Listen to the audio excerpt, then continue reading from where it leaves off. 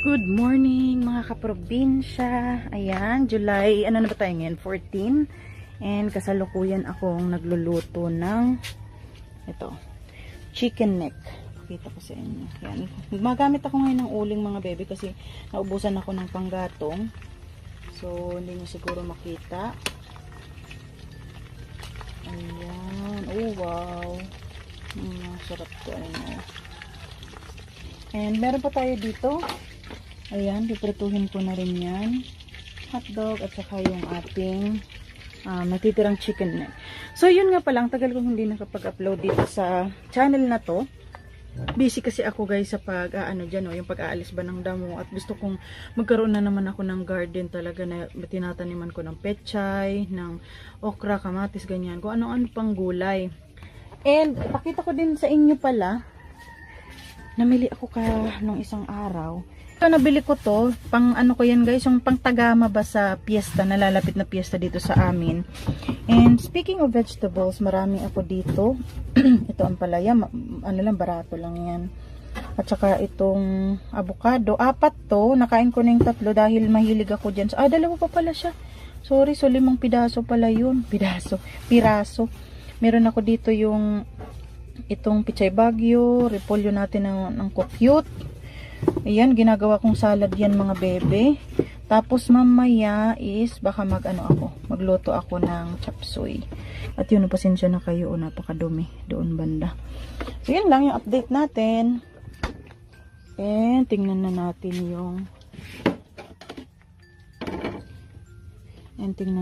yung ating pinipirito. So hindi natin to masyadong, hindi na siguro ito crispy. Okay na siguro ito guys. So yan, itabi muna natin yan. Okay. Tapos maglagay tayo ulit. Pasensya na kayo, marami kaming hugasan dyan. Huwag nyo na lang mapansin. Ito basura, itapon na natin. And iwanan muna natin yan dyan. So ito, nalinis ko na. Ayan, dyan banda kasi isasarado ko lang yan kapag nagbablog ako sa English vlog natin. Para hindi naman nakikita ng mga subscriber yung pangit nating toilet. So, nililinis ko dito banda and kasi yan yung background natin kapag nagbablog ako. Labahan natin. Dito muna natin. Ito pala guys, minsan lang namin ito mabuksan, no? Itong isang pinto. Buksan natin para at least ay maarawan. So, pakita ko sa inyo yung tinanim ng kapatid ko. Ayan. Diba? Ang dami ko ng halaman. And simula doon, tinaniman niya rin ng iba't ibang mga halaman. Kasi magaling siyang magtanim eh. Yan yung ating gate. And ibalik ko kayo. Diba? Ang ganda na ng labas namin. Ito binigay lang to sa akin nung tiya namin. Kaya wala ako kasi talagang hilig sa flowering plants. Pero sa mga gulay-gulay, doon ako mahilig magtanim. So ayan. Yun lang yung update. And ito naman yung itsura ng aming kitchen. Sabi ko nung nag-start pa lang kaming tumira dito mga bebe, is hindi ako magpapadami ng gamit para hindi kami maging makalat. Kaya lang, habang tumatagal, lalong dumadami yung aming gamit dahil dati guys, ang linis-linis dyan, papasimento ko na yan. Yan na yung plano ko. Ipasimento ko na lang yan dyan mga bebe kasi nababasa siya dito pag naguhugas ako. Maliit kasi yung aking lababo. So, pasensya na kayo dyan sa magulo naming bahay.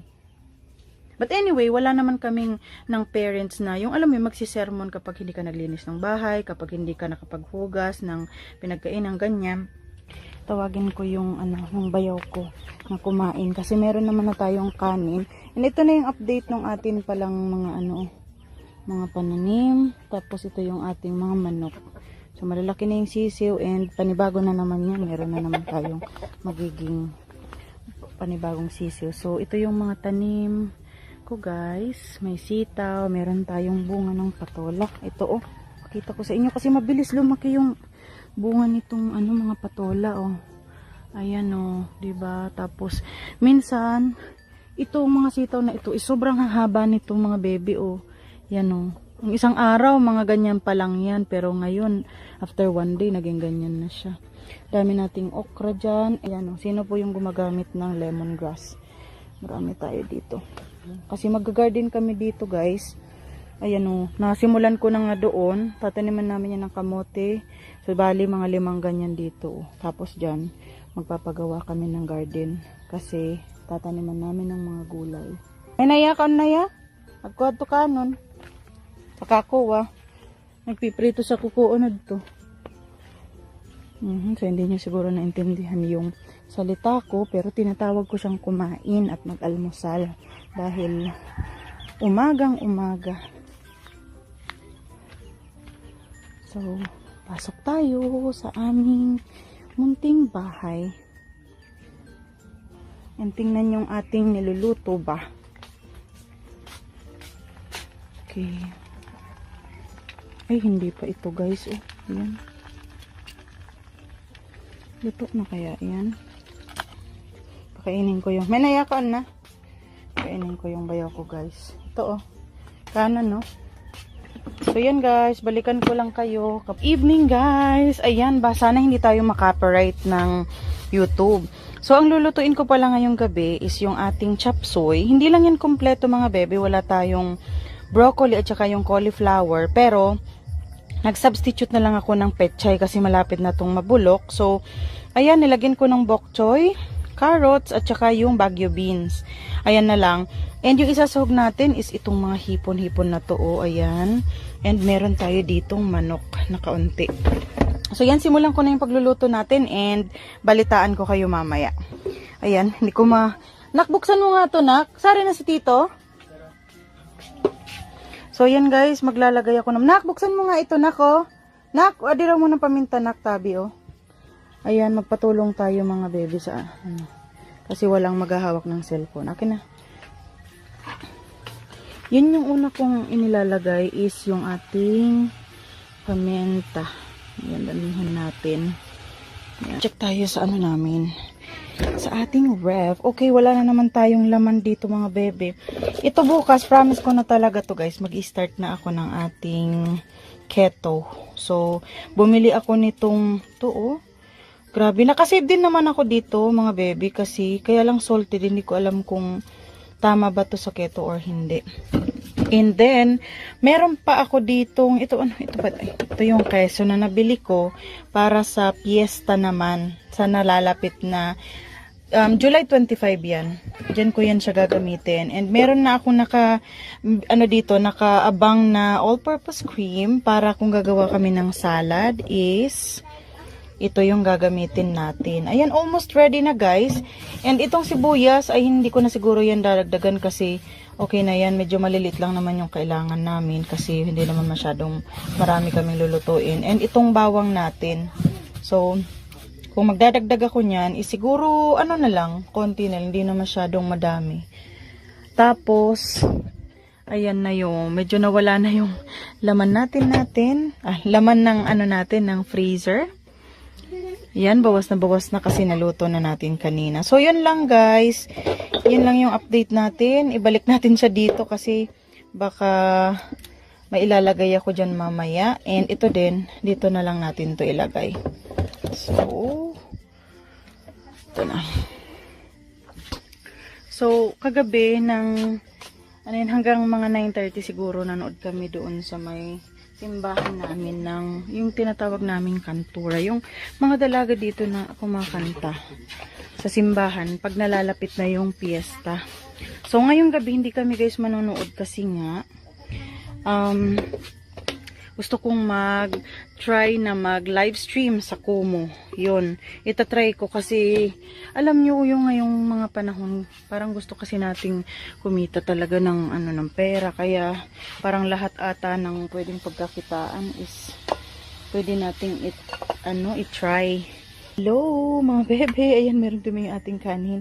Ayan na, luto na po yung ating chop suey na merong manok at saka merong hipon. So, kung mapapansin niyo onti lang yung kanin natin tonight kasi gabi na, yung tinatry nating mag-calorie deficit. Kasi marami ako nakain kaninang tanghali. So, yan magbawas tayo ng kanin ngayong gabi. Ma'am, sana ay masarap ito dahil hindi ako mahilig magtikim tuwing nagluluto. And, yan, pakita ko sa inyo mga baby. Yan na po, kain po tayo. Ayan, panapon. Kain po. Ayan guys, kain na po tayo. Hindi ko pinapakita yung suot ko mga baby kasi nag-exercise kasi ako. Kaya parang hindi niya magugustuhan yung makita yung mga taba ko sa katawan. So, kain po tayo.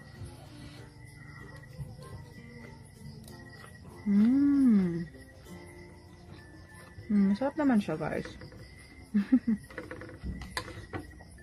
So yan, alam nyo ba nung last year, naikwento ko na yata ito sa mga previous vlog ko na sobrang hirap talaga ng buhay namin mga baby kasi alam nyo yun, matagal akong nawala ng trabaho. Diba nung nag-pandemic, napauwi kami sa Pilipinas, walang trabaho. Siyempre, grabe din yung nagastos namin sa mga ticket, ganyan.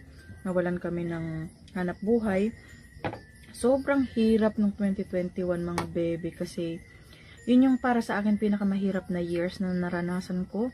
Dahil nga, parang nasanay na kasi ako na nagtatrabaho sa abroad. So, doon yung lahat ng kailangan ko meron. Tapos nung nawalan ako ng trabaho, ayun guys, parang bumagsak talaga yung mundo ko. Parang binagsakan ako ng langit. At ano talaga. Parang guys. Subo. Hey guys, ito na po kami. Ayan, nakahiga na yung anak ko. Hindi na ako nakapag-video kanina kasi may tugtog kasi yung kapitbahay namin. So, ayan, nag-update lang ako. Ayusin ko lang yun sa lalagyan namin ng mga grocery or lalagyan namin ng mga sabon-sabon. Mga ganyan ko. Ayan. Tapos, matulog na rin ako guys kasi bala ko sanang mag-livestream ngayon sa Kumu, diba? Kaya lang, yun nga, may tugtog. So, baka naman makapiright ako. Kaya, magpapaalam na po kami. Ayan na yung aking anak. Nakahiga na siya. Thank you so much sa panonood nyo and see you on our next vlog. Bye! Please like, please subscribe.